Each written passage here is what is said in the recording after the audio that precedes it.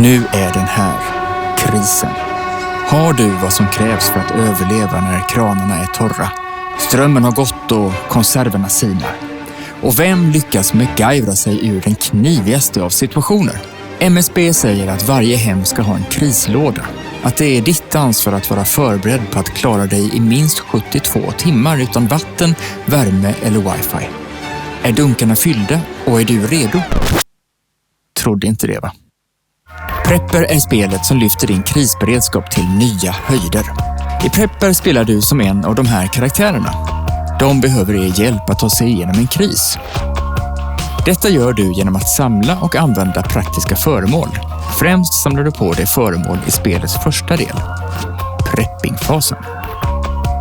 Bygg spelplanen med ett nedåtvänt preppingkort per spelare i varje preppingruta på planen. Dra 5 slumpmässiga föremål var. Dra 10 brickor och lägg dem på hyllan med bilden synlig. På hyllan finns olika användbara föremål du kan välja bland. När en bricka tas från hyllan, ersätt den med en ny. Och det här är förmågor. De tar lite längre tid att lära sig. I preppingfasen turas ni om att svara på frågor och utföra utmaningar. Frågorna blandar prepping och överlevnadskunskap friskt. Ibland får en eller alla spelare en utmaning att utföra. Får du rätt belönas du med föremål och poäng. Varje tur under preppingfasen kommer du att få fler föremål från hyllan. Med de 5 föremål du börjar med så bör du ha minst 14 föremål när preppingfasen är slut. Titta vilket imponerande förråd! Bra jobbat! Nu är du redo för allt. Och tur det, för nu kommer krisfasen. När du kommit hit, träffa skiten fläkten.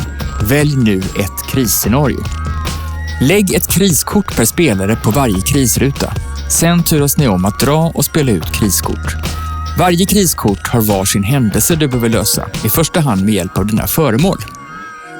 Varje kriskort har 1 eller 2 lösningsförslag.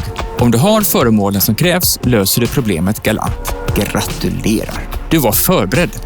Som belöning får du poäng, men du kan dessutom få eller förlora föremål.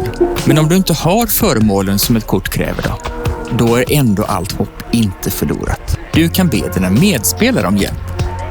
Du kan förhandla med dem, eller så kan du MacGyvra dig ur situationen. Att MacGyvra är när du använder dina föremål för att hitta på egna lösningar.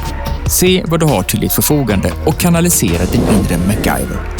Var realistisk, för först avgör dina medspelare om de tror på att din lösning funkar. Och sen kan du behöva utreda om du är kompetent nog att lyckas genomföra lösningen. Om ja, bra jobbat. Du må inte ha varit förberedd, men du lyckas ändå ta dig ur sitsen helskinnad. Nu vidare till nästa spelare. Du kan behöva dra till skogs eller till en säker utrymningsplats.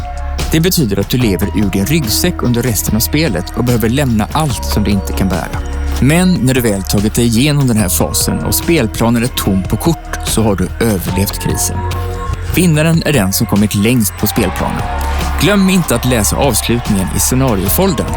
Varje kris delar ut olika bonusar som kan avgöra vinnaren. Nu är du redo att börja spela. Lycka till!